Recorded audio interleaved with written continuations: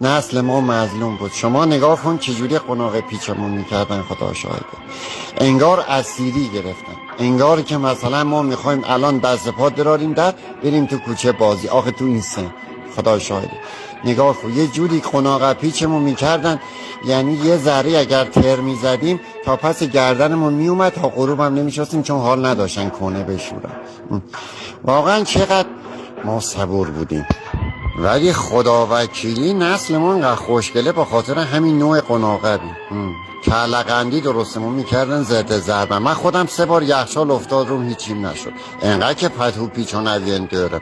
بعد تو کوچه میبردن و همینجوری دست به دست، یهو دست خاله اشرف و اعظم و یهو سر از کوچه بالایی در میاردیم. بعد داد میزنن این بچه کیه، ننمون میرفت میگه. اصلا خوش بودیم خلاصه. آخه سگویی دست رو با چه فشاری میارم. میترسیدن ما دست به چیزی بزنیم، اینجوری دستمون رو میآوردن پایین. نگاه کنید بچه بنده خدا. الان همین این معلوم میشه رئیس ناسا باشه.